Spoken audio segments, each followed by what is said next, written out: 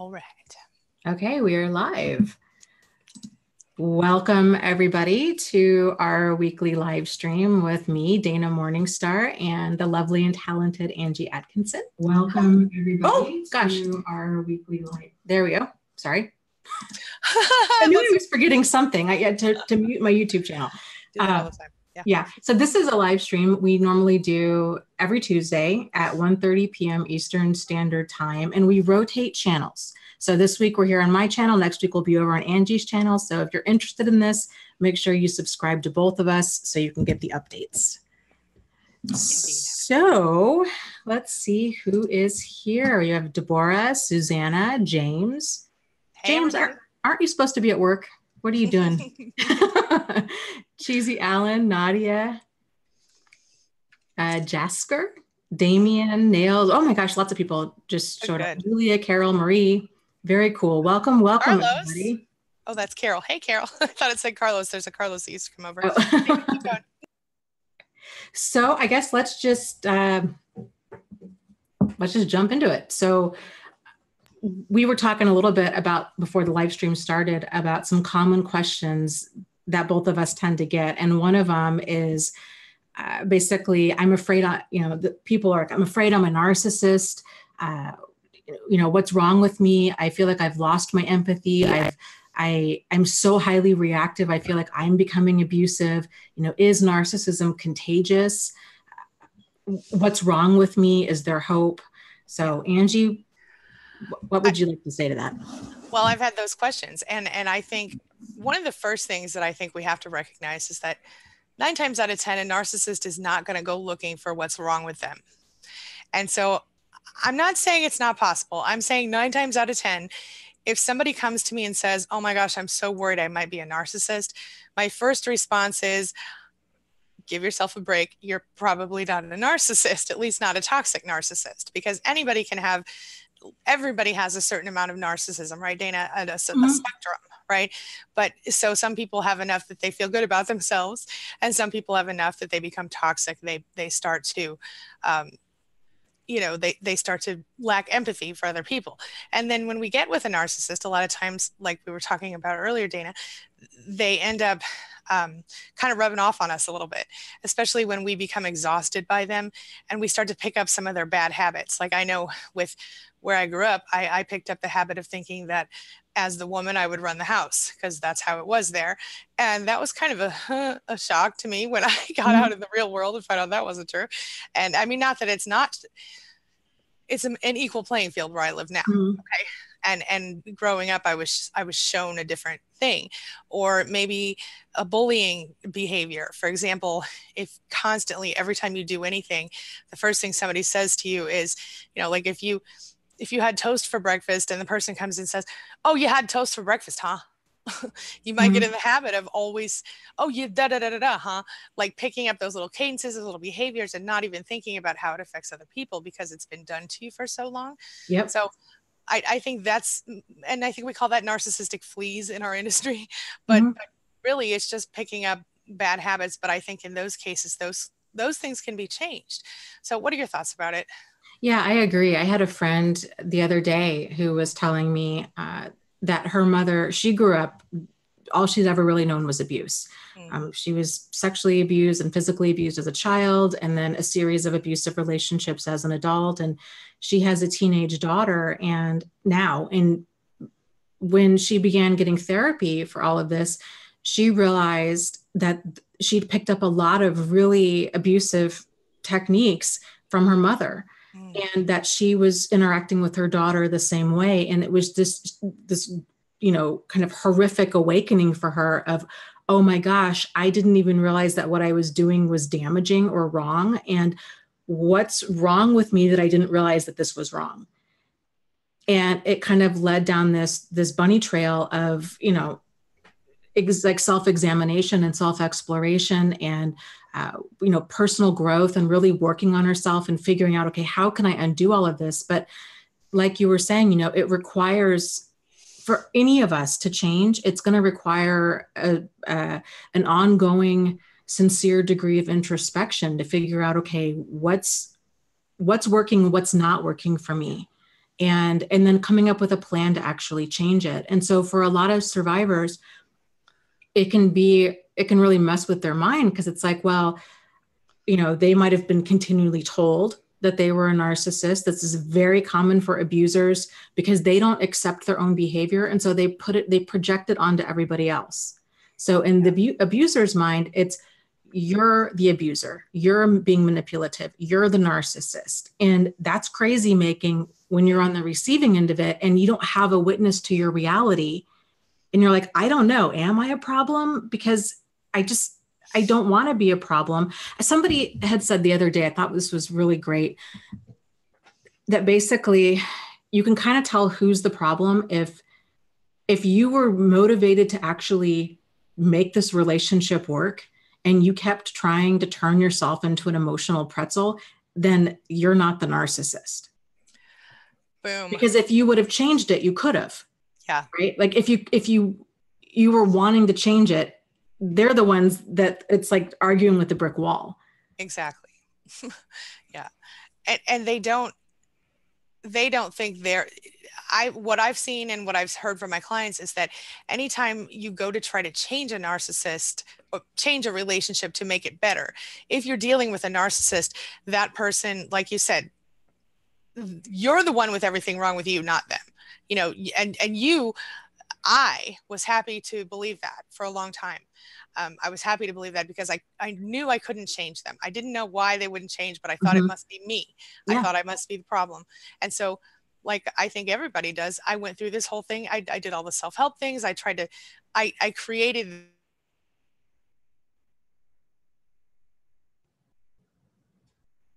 Angie just froze up.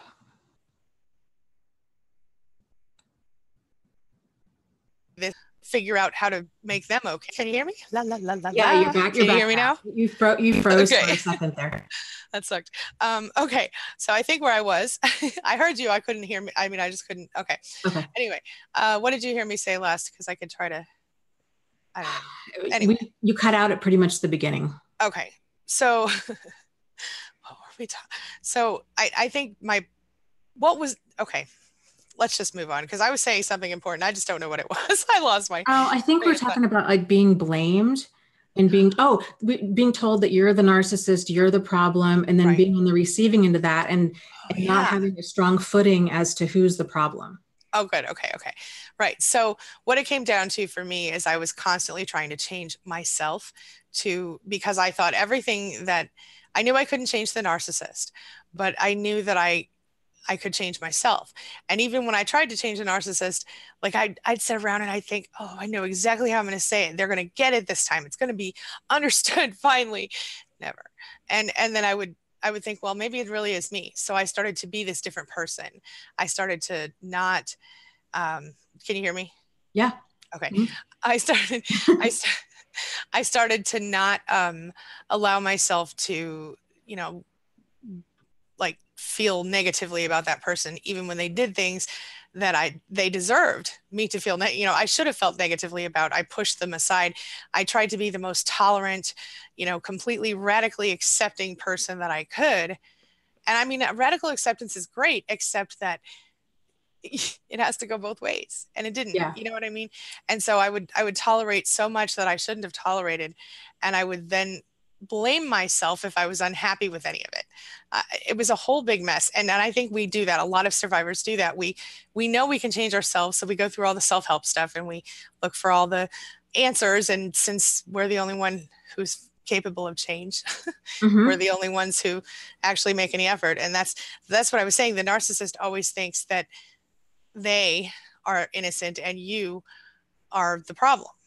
And so when you try to go to counseling, they're like, okay, I'm perfect, but here are some things that I'd like to see you change. And then so often a therapist or a counselor will fall for that line because they don't see through the NPD or the grandiosity or whatever. So and then they victim blame. It's a whole thing.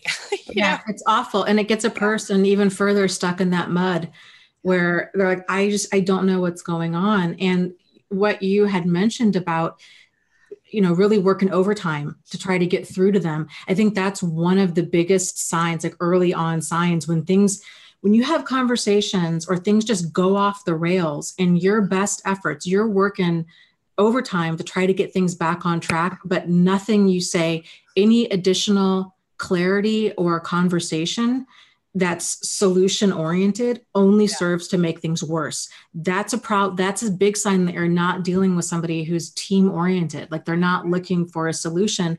They're looking to either agitate, provoke, crazy make, get their way, or they're so deeply rooted in their pathology that their view of the world is just, it's so skewed that there is no reasoning with them because they are just not in reality.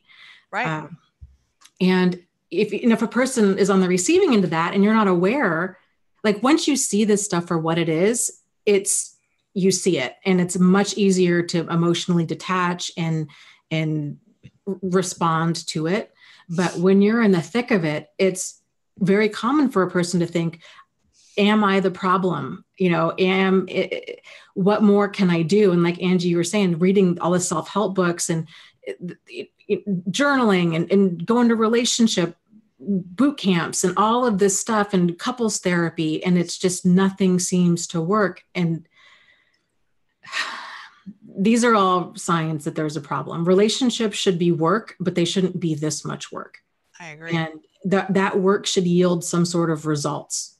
Yeah. So if it's just energy expended, like if you're just pouring this energy in a bucket that's got a big hole in the bottom, then there comes a point where we got to get clear about when to walk away.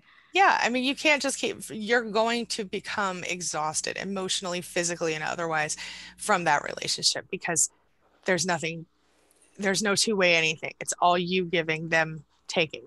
And that's exhausting. I found myself just numb, I found myself numb and angry, and I don't even think I was angry anymore. I think I was just numb. Like I didn't care about anything. I didn't even want to try to go out in the world. It was just numb. Yeah. Yeah. And a lot of those feelings, like the numbness and the reactivity, when a person is, especially when they're fresh out, but this can go on, if a person's still stuck in the mud or kind of lost in that fog, this can go on for years or decades because they're not aware of, there's not that validation of what you went through was traumatic. And so they're just highly reactive and they don't know why. Yes. And I know I went through that where I was a live wire and I didn't know why. I didn't know how to stop it. I didn't know what was wrong with me. And it took me quite a while to realize, because I kept saying, I'm like, man, I feel like I have PTSD. Mm-hmm. But what I went through, I didn't think was qualified. Right. But that's really what it was. And I needed, but even if I had gotten help for the PTSD, it wouldn't, I really needed that validation part and I needed to understand what was going on. I think that's just so key. And if, I'm working on this book right now. And one of the parts in it, I talk about how people, if they're not able to identify manipulation for what it is, because I'm definitely of the camp of an abusive relationship is a manipulative relationship and a manipulative relationship is an abusive relationship. Yeah. And if a person can't identify manipulation for what it is, they start searching. And so they might, like you were saying, they might get tangled up with a therapist who doesn't identify this as what it is. And they keep trying to work towards a solution, or they start going to psychics, or they start trying to get their energy balanced, or they start really getting into the law of attraction. They're doing all of these things. I did. I did too. Yeah. To try to make their life work. And it's like, man, I don't know what is wrong with me. I keep attracting all the wrong people. Yep. And, how do I make this stop? But again, once you're familiar with manipulation, everything starts making sense. Yeah. Then you get that next level. And this is why I think discovering this and then actually taking action to learn about it and understand what you've dealt with and then go beyond that and heal. I did so many of those things that you described. I didn't do the psychic thing so much, but I did a lot of the other things and I tried to cleanse even after I left my ex-husband, same thing. I kind of kept trying to figure it out. I knew I was broken. I just didn't know how. Does that make sense? I thought it was just a bad, divorce. I was a single mom all of a sudden, everything was crazy. yeah, I tried to figure it all out that way. But then it wasn't until several years later that I realized, really, several years and a marriage and two kids later, you know, that it hit me and I realized, oh my gosh, this is what I've been dealing with. I got lucky and I didn't marry a narcissist this time, Mm-hmm. but, but it was luck. I'm sure of it, you know, so Well, and it's, that's, you touch on something really good. That I just want to discuss real quick is when a person, if a person doesn't see these skills, then it is a crapshoot. And that's what's so scary. My friend who was talking about, treating her daughter like her mother treated her, we were talking about this the other day. And when you start realizing, we start seeing other people behavior, ours and other people's clearly, it's terrifying because you realize, oh my gosh, I have been walking through life with like a paper bag over my head and I haven't been seeing anything. And the good people in my life, it was a fluke. And the bad people in my life, it was kind of a fluke too, because we didn't have that level of discernment and the ability to respond appropriately to what was problematic behavior, because we kept giving everybody else the benefit of the doubt. Oh, surely they didn't mean it, or they must have been stressed out, or it's just, from their childhood, or we heard wrong, or we need to work overtime. And it's that mentality within us. That's a big piece of the puzzle that we've got to change. And we've got to get firmly grounded enough in our reality to be aware of when we're being mistreated so we can start responding to it appropriately. If that piece isn't there, then it's a crapshoot who you're going to have in your life. And we don't need that. It doesn't have to be that way. Right. So. Absolutely agree. Yep. I have a question here. Okay. From Metamorphosis, who asks, is there a difference between reactive abuse and gaslighting? You want to take that? Yeah, I will take that. So reactive abuse is different than gaslighting because it's literally almost like it's not retaliation so much as it is reaction. Reactive abuse. Hold on. So my point is, here's an example of reactive abuse. So for example, if you are constantly being beaten down and beaten down and beaten down, and like, let's say that this is being done because every time you leave the house and you wear a certain kind of shoes, the narcissist goes crazy and acts like you're going out and cheating on them. And then let's say one day, you wear a different pair of shoes and now they're like, well, oh, now you're definitely cheating, whatever. And at this point you've had enough, you blow up. This is a really dumb example, but you blow up. And sorry, I'm sorry. I was just seeing the, anyway, I saw some comment come up that was, anyway. So you blow up and you say some really mean, hateful things to that person. That's kind of an example of reactive abuse. With survivors, it happens as a result of constant abuse. And sometimes we have, we put up with it, we tolerate it, we gray rock, whatever. And then we kind of just spit it back at them, in my opinion. On the flip side of that, gaslighting is an intentional, not spur of the moment, intentional, methodical undermining of your sanity. And I think it's completely different. What do you think, Dana? I muted myself. I'm good. I'm back. Yeah, I agree completely. Very, very, two very different things. Yeah. And oftentimes gaslighting will lead to reactive abuse. Sure. Yeah. Because it's, especially when we realize what we're dealing with. Yeah. See it. Yeah, for sure. Yeah. I guess that's another big sign too. If you're seeing personality changes within yourself and you're thinking, man, this relationship is bringing out the worst in me, or I've never fought with somebody like this before, or I've only ever fought with another person. The only other person I fought with like this was my manipulative, awful mother or ex-boyfriend from 15 years ago. Do you know what I mean? Yep. Like if it's bringing, you're like, boy, this relationship sure is like this other problematic relationship. Right. Signs. It's not. And I think a lot of people confuse this level of intensity. Like, oh, we're fighting so much and the fights are intense, but oftentimes the makeup is really intense as well. And they confuse that for love. I say, oh, we're so passionate and fiery. And sometimes that's true, but no. Yeah. And we just can't stay away from each other. Right. Right. And it's like, no, that's trauma bonds on your end. It's a game for them. Yeah. And I think that I think a lot of couples do that, or just individual people do that. And sometimes that's the narrative the narcissist will give you as well. They'll just, well, we're so passionate. We fight. We're both fighters. We're lovers and fighters. Blah, blah, blah, blah. There's all kinds of narratives they'll give you, but that's one of them. Yeah. Yeah. Yeah. Okay. Let's see here. I was just looking through your comments here. Let's see. Yeah, let me get over there too. So Susanna says, I apparently lost some of the chat now. Susanna says, get away from any narcissists or people who make you feel bad or belittle you. Nobody has the power of saying or doing horrible, of saying or doing to you horrible things. We all deserve to be alone, to be in touch with who we really are. And I lost the rest of that. I will say this. I think that, yes, obviously, don't stay with toxic people in your life. And I know Dana has a very strict policy on this herself. And I personally pretty serious about it. I don't fight with him though, and I don't think you do either, Dana, from what I remember. Yeah, I just move away quietly. Mm-hmm. Nothing else. Yeah.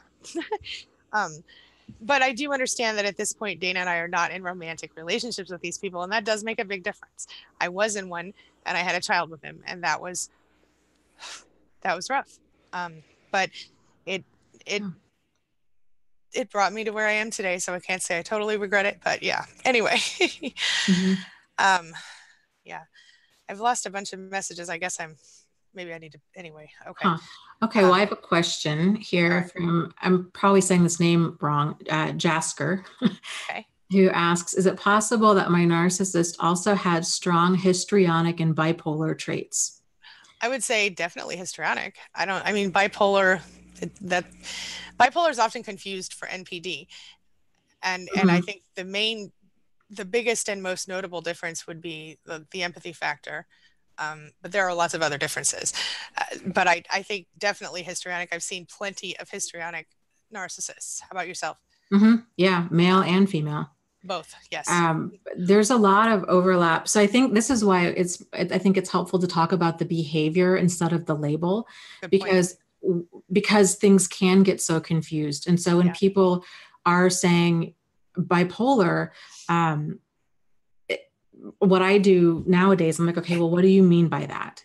Right. And because a lot of people don't even really know what bipolar is. And so it's their understanding of bipolar. Mood swings usually is what I hear from people. Yes, it's extreme mood swings, or you're basically running really hot and cold. Yeah. And bipolar is so much more than that. So abusive people run really hot and cold, but they can turn it on and they can turn it off. And it's only when they don't get their way. When a person's struggling with some form of mental illness, whether it's like schizoaffective or bipolar, when they're in a state of either mania or hypomania, they're in that state. Yeah. Regardless of whether or not they're challenged or you're trying to, work with them or give them their way, they're just chemically unbalanced. And so medication will generally help with that. It doesn't help with abusive people because it's a personality thing. But the histrionic, when you're dealing with a very manipulative person, there's, I think, all of these kinds of behaviors, you're going to deal with entitlement. And with entitlement, it's going to come a lack of empathy and a lack of remorse.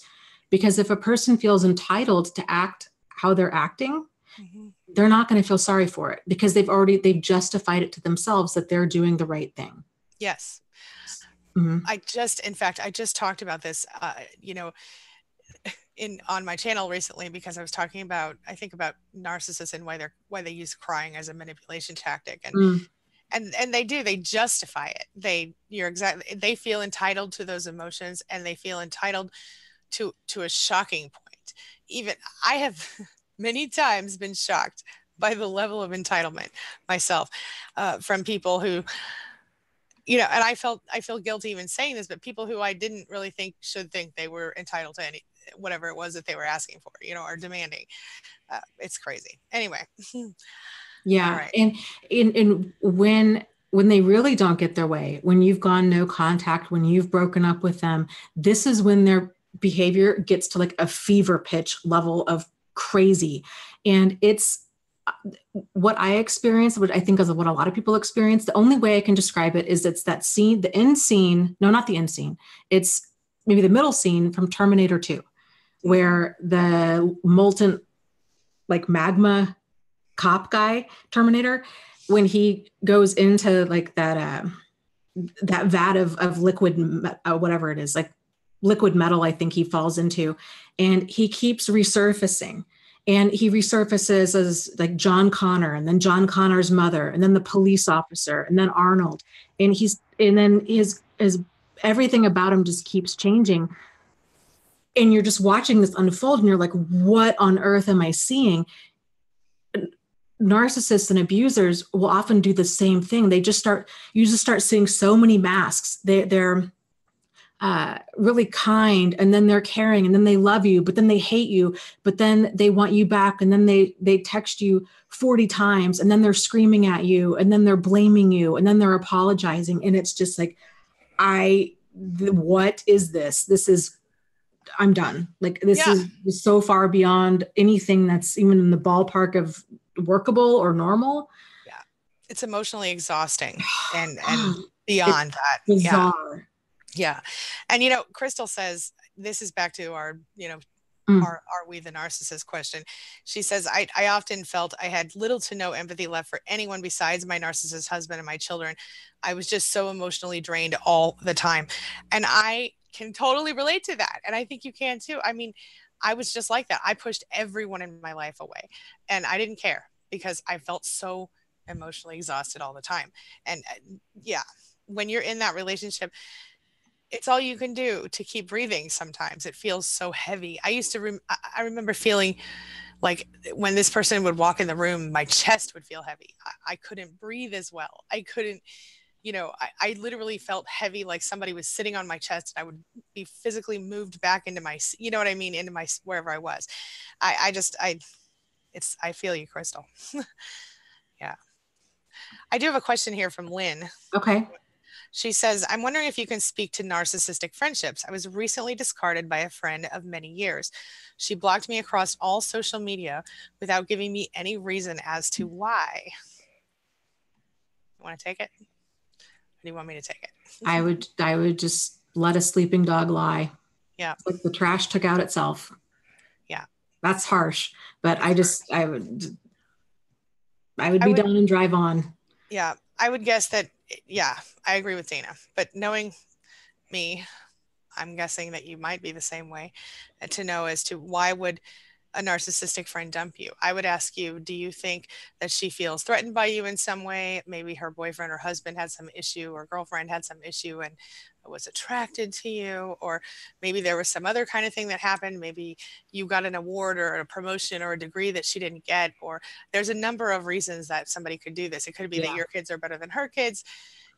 You could probably figure it out if you sat down and tried to, but like Dana said, let sleeping dogs lie. It's not worth your energy. And it could be attention seeking. It could be, maybe if that's been a pattern with you guys over the years, that she goes silent, and then you're again scrambling, working overtime, trying to contact her. Oh my goodness, well, what did I do? And I value your friendship so much. And you're working overtime, trying to have this honest, sincere communication, working towards a solution. And then maybe, then she might come back with something like, oh, I just feel that I'm not a priority to you anymore.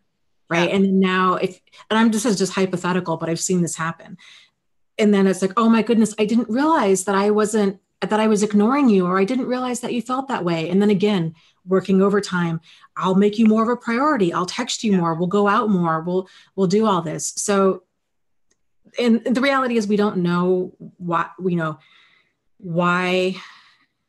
narcissistic people do what they do, but. Right. And I would add one thing, Dana. I'm sorry to interrupt. Yeah. The one thing I would add is, if you are sure that she is a narcissist, that's your answer. If you are not sure, look closer, because maybe she is in an abusive relationship and that's why she shut you down. It's hard to say. I'm just putting it out there. And I think too, situations like this, it's good to kind of get some distance and to think about what are you looking for in a friendship? And is this friendship nourishing? Is it a two-way street, or is it a one-sided thing? I agree. and really getting clear. This is why, again, like making the shift to understanding the behaviors and the labels help. I get it, that it's sort of like, okay, this is validation that what I experienced is in fact outside the realm of normal. But I think it's really, really important that we back up and we look at the behaviors, because that's enough. Yep. So if you're encountering somebody that's manipulative, they're exhausting, they're belittling, they're demeaning, they treat you with contempt, disdain, or hostility, you feel ground down by them, that's enough of a reason to either address the situation or to leave. And if you address it and that added communication just causes things to get worse, then that's a validation of, okay, then now I need to leave because this person's not interested in working towards a solution. Yeah. One thing that actually also came into my head while you were talking about that is one of the things that I noticed in my previous relationships is when I would be away from people who were narcissistic for any period of time, I didn't miss them. Like when I knew they were coming back. So what I mean is, like, if my ex-husband went out of town for the weekend and I was home by myself with a kid, I didn't miss him. And that, to me, and the same thing with various friends throughout my lifetime, and even my narcissistic parent, when they were away from me, I didn't miss them. And to me, I think that speaks volumes. You have to be really aware to notice the difference between missing a person and being aware of their absence. You know what I mean? There's a difference. So I don't know if that's valuable or not, but I'm throwing it out there just in case it is. Well, and you kind of touched on an important point too, of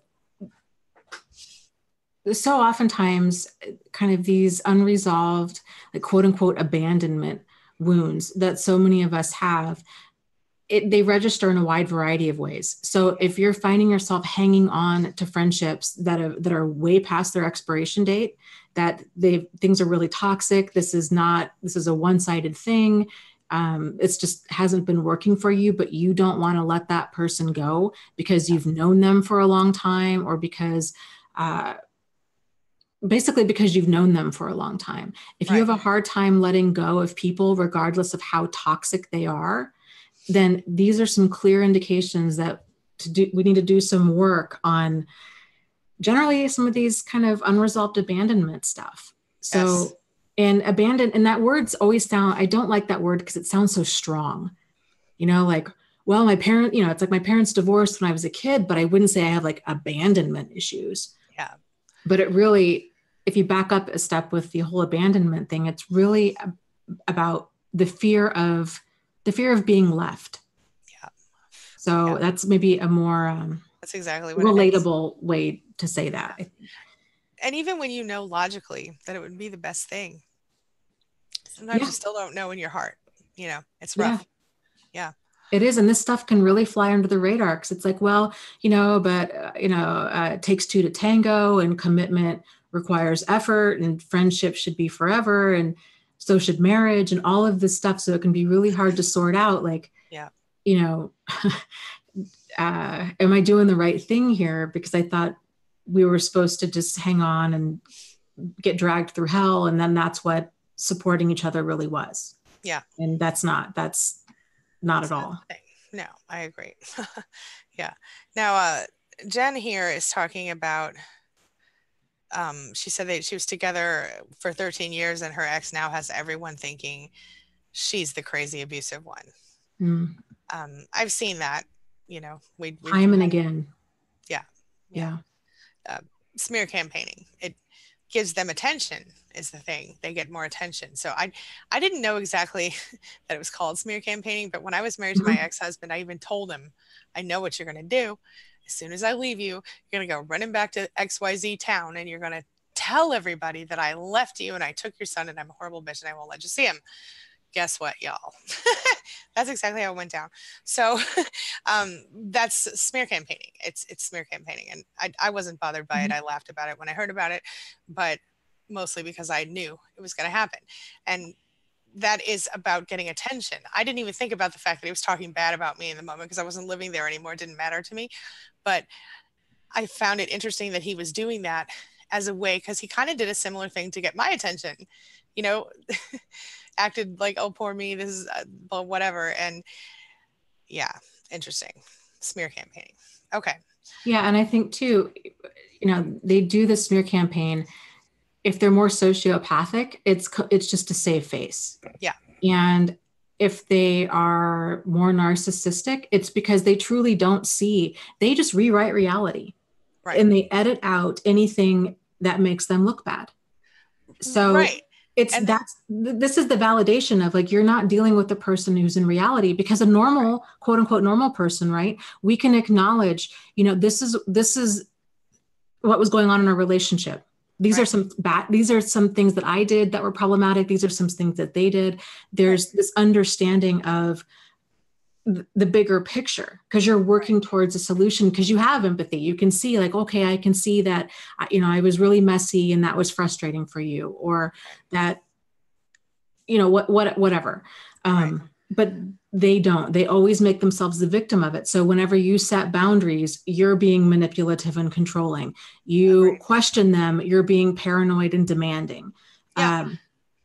But for sure, even if they know somehow that they are wrong, which they never do, but if they, even if they have a concept that, okay, I wasn't perfect about themselves, I have seen nearly every smear campaign work as an attention-seeking device on top of a validation device. Because what are they doing? They're talking about you. They're talking about the horrible things that you did to them. And they're talking about it to people who are going, oh, I'm so sorry, honey, that's terrible. You know what I'm saying? It's narcissistic supply seeking.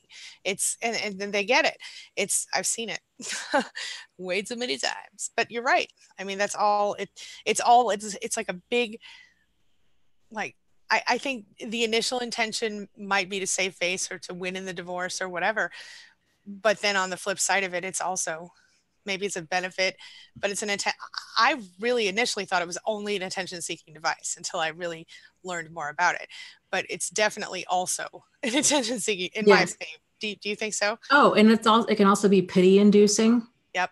There's a lot of different layers of manipulation to, I think, everything they do.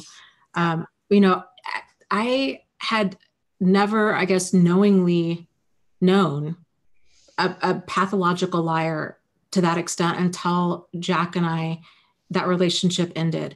And he had told me that he was married briefly, which was true, and that she had cheated on him, and that he moved out, and that they had filed for divorce. Well, when I found out he was living a double life and there was just, everything was a lie about him, I contacted his ex-wife, and she had said the exact opposite. She said, no, they were only married for 3 months. And she kept finding that this was back when people had, separate cameras for their computers. He was sex camming with people online. A friend of hers found a profile for Match.com, and he was cheating on her.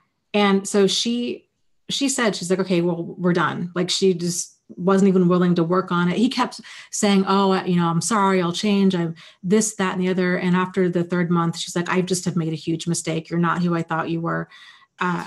And that was when I realized, oh my God, he lies so much. He just completely rewrites reality. And I had never experienced someone like that. Yeah.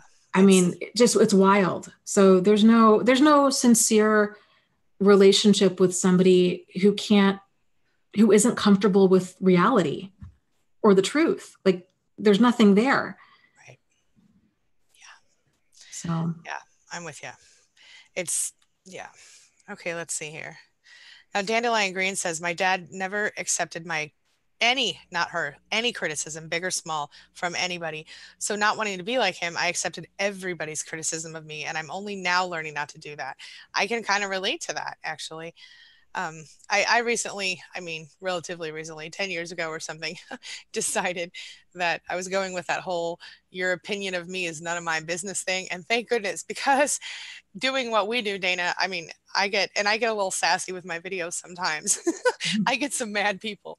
And so I get some really nasty, horrible comments, but I don't let it bother me, because I guarantee you 99.9% of those people would never walk up to me and say to my face the things they will type to me behind a screen name. So Mhm. it's what it is. But you definitely have to have a strong sense of self to do what we do, I think. Yeah. Yeah. Um, yeah. You know what's interesting about What's this? that? I don't know if I told you this. I realized a while back, am totally, I've gotten to the place where rude comments don't impact me at all on Yeah. YouTube.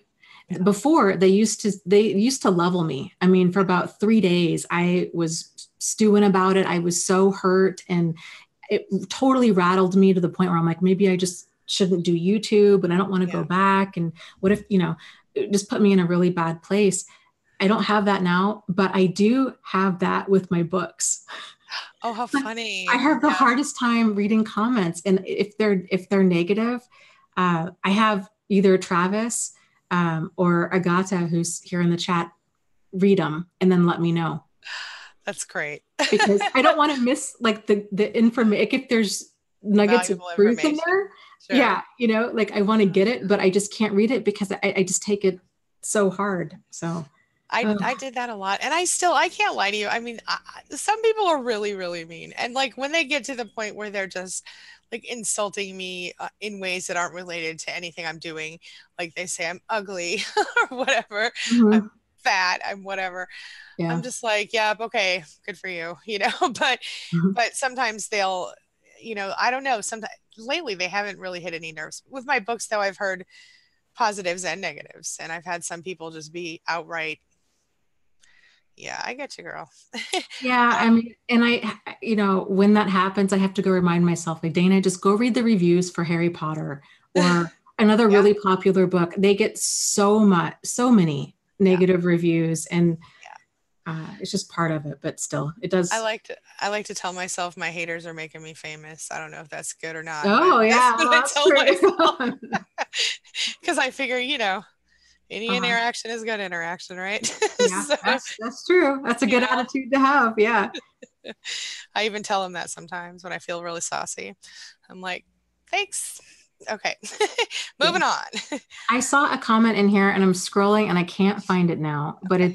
it was about how do we heal the abandonment Mm. issue. I would say to start by recognizing that you don't, it wasn't your fault. Recognizing your core wound. Where did that come from?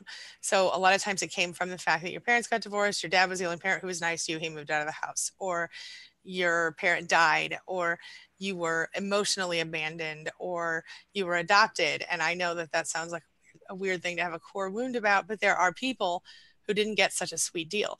And my husband, he got a sweet deal, and with his adoption, he got the best parents on the planet, thank goodness. But like, I've met and spoken to people, some of them clients, some of them not, who have been adopted by people who didn't take care of them in the right ways. And they're angry and they're abandoned because why didn't their real parents just keep them then? You know what I mean? That's the Mhm. whole thing. Anyway, that's another day. But the wound, whatever it is, you have to get to it. You have to find it, and you have to, figure out why. And then I think, you tell me if you think I'm wrong, Dana, but I think it involves inner child work after that. You have to sort of figure out a way to reconcile with that part of yourself that hasn't matured yet, that part of yourself that still feels like it's a little 10-year-old inside of you that doesn't understand all the stuff, and that you sort of, without even recognizing, are protecting. And that's why you're keeping that barrier between yourself and every other person on the planet, or why you feel the need to be so strong and tough and not be vulnerable with anyone because you don't want that little child to be hurt. Call it your heart, call it whatever you want to call it, that little part of yourself that's vulnerable. And they call it an inner child a lot of times. And so I tend to lean toward that term, but some people don't like that term. Anyway, if it is your inner child, then you would reparent it. You would choose to yourself become sort of the parent, the caretaker for that part of yourself. And what that, in a very simple way, to me says is unconditional self-acceptance leading to unconditional self-love. It's a process. And I don't know if I'm overcomplicating it or not. What are your thoughts, Dana? No, I think you're bringing up a lot of really great points. Uh, and I think sometimes too, abandonment stuff, I really think there can be multiple wounds. And sometimes it might even not be with I think most of the time it's with parents, Yeah. but it could be other things. Like, I don't know, well, here's an example. When I was a kid, I was probably 3 or 4 years old, and I used to go to the school, and it was a church school, and the bathroom door was solid wood. It was really heavy. And long story short, I got stuck in the bath. I couldn't open the door, and I was stuck in the bathroom for hours. And it wasn't until my parents came to pick me up and everybody's looking for me. Nobody could find me. And I was so traumatized by that because I was in the bathroom, for hours, and it was awful. And so I became really overly attached. I was scared to be alone, and I was scared to go to the bathroom alone. And so there's a lot and that stayed with me probably up until about third grade. So this kind of stuff can stay with a person. It's weird. It's weird how different events can shape us in ways that we didn't even realize. And having significant friendships end, or feeling abandoned, getting fired from a job you loved. Yeah. There's a lot of things that can kind of trigger this feeling of we want to hang on to what we have. Right. But I think a lot of it is even just being aware that that's what we're doing. Right. It was a huge aha moment for me, because there's just, it really truly is, when you start healing from this, it's just this huge rabbit hole, and it's this wild carpet ride of personal growth that you never knew you needed or wanted, but it's so worth it. Yeah. And starting to connect the dots of, oh my gosh, before I thought it was just with relationships, but then I was like, oh my gosh, this is with friendships. And I had hung on to a lot of really toxic friendships for a long time because it was a lot of unresolved codependency stuff. I didn't know how it felt wrong leaving them. I was existing off of fear, obligation, and guilt. And so seeing the bigger picture of, oh my gosh, it's not just been with men, it's been with friends too. And this is what I'm doing. And so realizing, okay, am I holding on to this relationship because it's a two-way street and it's nourishing for both of us? Or am I holding on because it's all I have, or because I'm afraid? Yeah. And I think that especially people who grew up in toxic homes, which I think a lot of us in different ways did, or in toxic childhoods, we often end up, especially if we recognize our parents and then we move away from them, I think we often end up sticking with whoever we're with because they're all we have left. They're, like you said, it's the only person you have. And I think that's more common than a lot of us would care to admit. Yeah. Yeah, especially if a person, if they get married young, and in their mind, they're like, oh, I just got married at 18 or 19 because I really loved this person. And then later as an adult, they're like, oh my gosh, actually this marriage was abusive. And I kind of jumped from, the frying pan into the pot here. And I married, then you realize, oh my gosh, I married this person to get out of my house. Yeah. Because it was abusive. I see that a lot with people. Yeah. And this kind of broadening awareness of, oh my gosh, what's been driving my behavior? And like you said, doing a lot of this inner child work and figuring out, okay, where are we wounded? And then Pia Melody has a lot of stuff on it. It's fantastic, but it's basically bringing your healthy adult self. So you're learning to kind of parent yourself and give that wounded child within you everything that you didn't get back then. Yeah. And it's a hard place to get to, but I'm telling you, if you can do it, it will save your life, emotionally speaking. I mean, it was huge for me to recognize, something I say all the time. I tell my clients, I tell our communities is, if you don't know how to treat yourself, if you don't know how to love yourself, then think about what you would do for your child or your best friend or your sister or your brother, whatever, somebody who you love unconditionally. Think about what would you do for them in this moment. So if they came to you and they said, for example, I'm reeling after a horrible breakup with an abusive person, what would you do? Would you be like, buck up and get over it, kid? Or would you put your arms around them and say, it's okay, it's going to be okay, you're going to get through this? You know what I mean? you would console them. You wouldn't beat them up for it.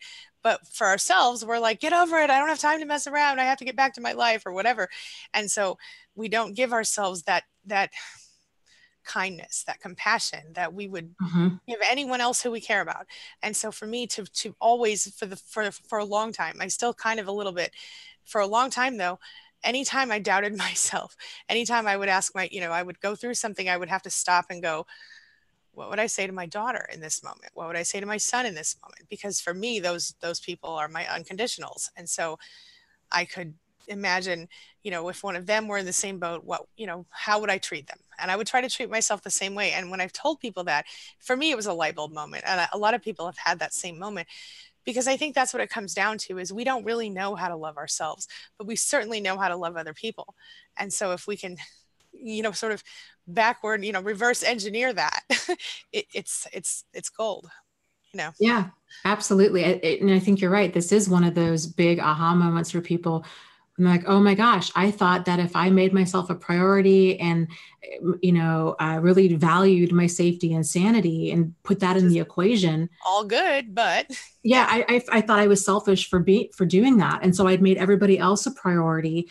I always came last, and I put myself in continually problematic or dangerous situations because I felt like that was the right thing to do, that I needed to help other people, even at the expense of myself. Yep.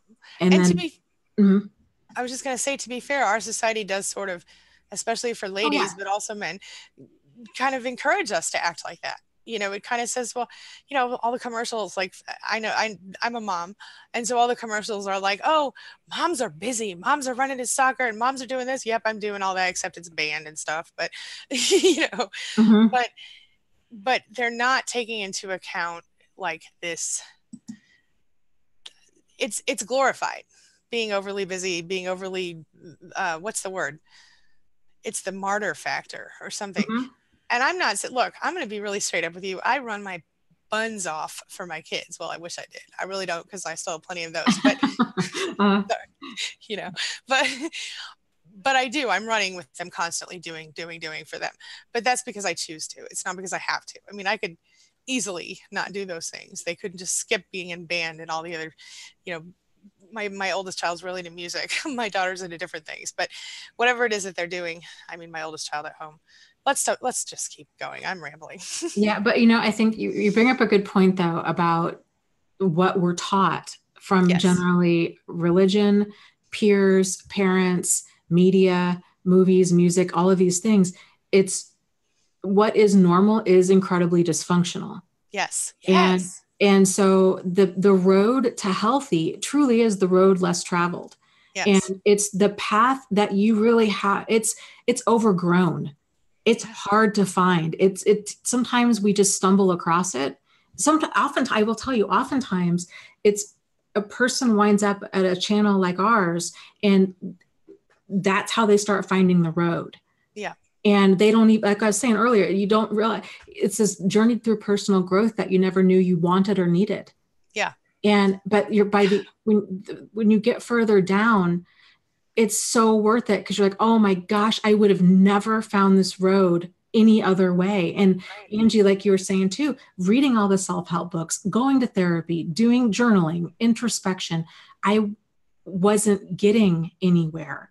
And it was through the understanding of everybody else in the community and through watching videos and just getting pointed in the right direction is what helped. It's just amazing.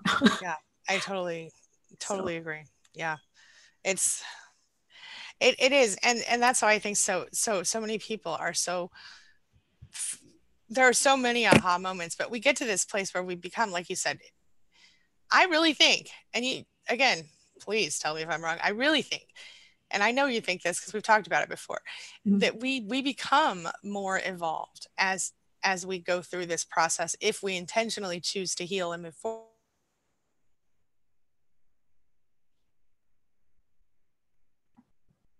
Oh, I think you cut out. Well, you did cut out. Not, I think. You definitely. No, we can choose to be less evolved. Okay. Am I back? You're back. Hello. You're back. Hello. Okay. Okay.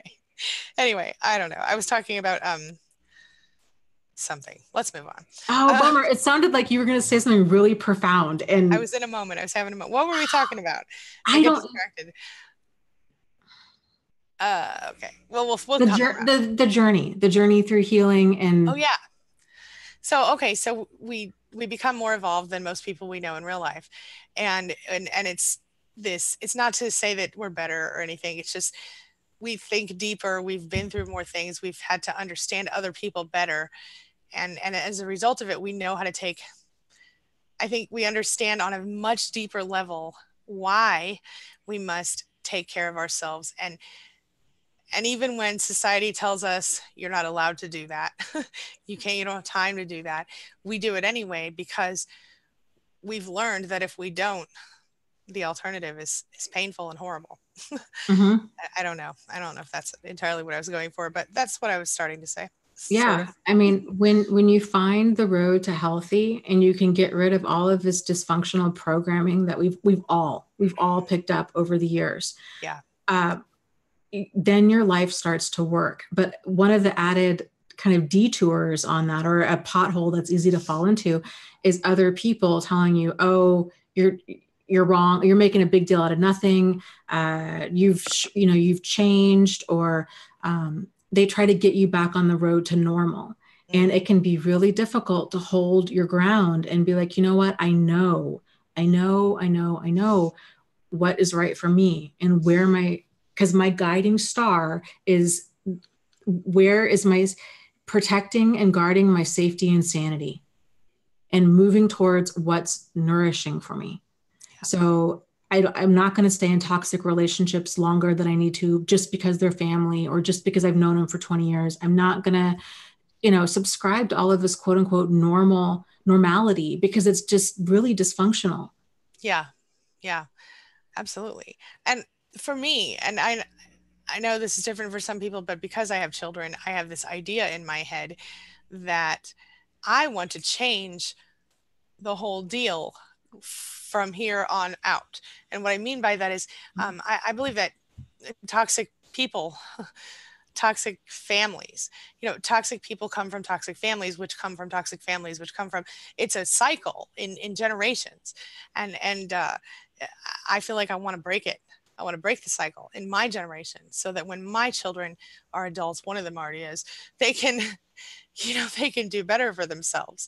And I know it's a little different for people who don't have kids yet or won't have kids, but you can still break that cycle in your generation for anyone you touch and affect. If Mhm. you have a neighbor kid that you're close with, or you have a godchild or a niece or a nephew, you can that you're connected with, any kid that you affect, you can be a positive influence that even a single conversation can change a kid's life. You know what I mean? People don't think about that, but I could tell you a few different times where single conversations changed my whole perception of myself as a child in Mhm. good ways and bad ways. So yeah, Yeah, kids are just role modeling, just yeah, role modeling yeah, healthy behavior of like, here's how to be assertive, here's how to have boundaries, here's how to have these difficult conversations, here's yeah, how to handle stress or frustration or anger. This is, and then just if they're young children, if they're still in the home, letting them know like this is how we do things in this household. Like we yeah, don't, it's okay to be angry, but it's not okay to be mean. right, Like you need to find other ways to deal with that anger. You can go to your room, you can turn up your music loud, you can hit a pillow, you can go for a walk, you can call a friend, you can journal. But I'm not going to sit here and listen to you scream and yell at me and call me names and say a bunch of hateful things and do that. Like we're not doing that. right, So just role modeling kind of, these healthy expectations. And of course it's easier the younger they are. It's difficult to start setting boundaries with older children and with people that you've known for a while because they're used to this dynamic of they act one way, you respond or react another way. yeah, And it can, and if you're dealing with I just want to be clear here, but if you're dealing with an abuser, even if that abusive person's a teenager and you're feeling fear, there's an emotion of fear, then sometimes you just got to do what you got to do to get through. But confronting a person that you feel is dangerous or deadly, um, can really turn out not well. So just proceed with caution, I guess is what I'm saying, with setting boundaries with people. Yeah, absolutely. And if you're in a relationship with someone and you must feel that kind of anxiety and angst about setting a boundary, ding ding ding, there's your alarm. That's it. Mm-hmm. That's a problem. you know Mm-hmm. and I think, again, what you said earlier in this conversation, Dana, where you said, well, trying to label people, I get it. I get why people want to know the label, but the label is not relevant if the person is toxic in your life. And I keep saying that again and again, but it doesn't matter if they don't fit every criteria. If the person is toxic in your life, you don't want them in your life. In my opinion, I don't want them in Yep. my life. If they're toxic, I don't care what the label is. So, I feel like that's kind of back to the whole analogy of the road less traveled, like the yeah. road to healthy. I really feel like that is probably the first step, Mm, because I freaking love that question so much when people will say, well, what if they're not a narcissist, or how can I be sure that they're a narcissist? right. It's like, okay, let's go for a walk, because Yeah. that's such an important starting place. And I think they stumble across the view of the road when they start finding out about narcissism and sociopathy, of like, oh my gosh, wait a minute. This isn't, there's something out there that's outside the realm of normal. And it happened to me because I always thought that I'd be able to spot a really problematic person. And now here I am. And then when they start on the path, it's trying to figure out, it's very kind of black or white thinking. Either this person's a narcissist or they're not. And if they're a narcissist, then it's not workable. But if they're not, then I'm going to keep trying to twist myself an emotional pretzel to make it work. Right. But ding, ding, ding, that's a problem. So, and that's problematic thinking. Yep. So then it kind of leads to these next steps down this path. Absolutely. 100%. Let's Yep. see. Do you want to do one more question and then we'll call it? Yep. Okay. Sounds good. I have one here if you want to. Okay, go for it. This is from Kittens Are Cute, and I figure it's appropriate for the upcoming weeks. Dana and Angie, Kittens Are Cute, says, the holidays are coming soon. How do you deal emotionally with a narcissist who keeps their partner and child from attending family get-togethers? Thoughts? Wait, how do you keep a narcissist? The narcissist is preventing the person and their child from going to family get-togethers for holidays, and I guess they want to go. What would you say to that person? I would say, the only thing that we have control over is ourselves. And if it's, and I guess it kind of depends on the dynamic too. Like if we're talking like it's his family and you normally go over there every single holiday, but now he doesn't want you there. These kinds of things. If that's the case, I would try to talk to the in-laws or the former in-laws and see if you can arrange some sort of get together on another day. Maybe you guys just meet for lunch or dinner, either at your house or you guys go out to a restaurant, or you do some sort of activity. But if you go there and he's there and it's chaos, because there's also going to be a smear campaign involved, I don't think it's going to be enjoyable for anybody involved. So I would just steer clear, because it's not going to be a nourishing, enjoyable interaction for anybody. Right. What do you think, Angie? I would add that I was with someone who didn't want me at their family things because they didn't really apparently have family things, and that's a long story. But I've also been with somebody who didn't want to go to my family things, and that was the same person. Anyway, but for me, I think that's a big red flag, first of all. But if I were going to choose, if we're talking about going to my family and I want to go to my family, I mean, unless you're being physically threatened, I would just say bye, and I would go if I wanted to go. If they're preventing you physically from leaving the house, or preventing you by not allowing you to, like Dana said, attend their family's thing, think about how important that relationship really is to you. Because even if they are the father of your child or the mother of your child, I mean, obviously they're trying to hide something. If they. So I think from an emotional standpoint, and again, I understand that this isn't always possible, but if you're not being physically abused by this person, I would just go anyway if I wanted to go to my family. If I didn't want to go, or or I wanted to go to their family, that's a little different, because that's kind of their territory, unless unless that's not the case. Like my Mm-hmm. ex-husband, his family preferred me for a while. You know, Mm-hmm. so that was, and I did spend time with them for several years after I left my ex-husband because of my son, with, you know, with their son. But in general, I think, you know, from an emotional standpoint, you have to gray rocket as best you can, and you have to not allow them to control you. And if they are allowed to control you because they're physically abusive or they're excessively psychologically abusive, then you need to start thinking about getting out. I don't know if that's an answer at all, but that's what I got to say. Mm-hmm. I think that's incredibly valid. There's actually one more question that I feel is important that we address. Do you have time? Sure. Yeah. Okay.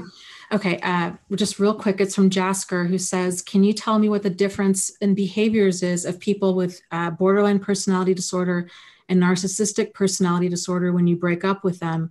And also, is the cycle of abuse and trauma bonding happening with borderline personality disorder too? Ooh. And I just wanted, this is something that really concerns me Mm-hmm. with people. And this is, again, seeing like the bigger picture, because anybody can become violent and potentially deadly. And so I see a lot of, again, kind of this black and white thinking of, well, if this person's antisocial personality disorder, then they're dangerous. But if they're borderline, then maybe they're not. Or Yeah. if they're a quote unquote only bipolar, then they're not.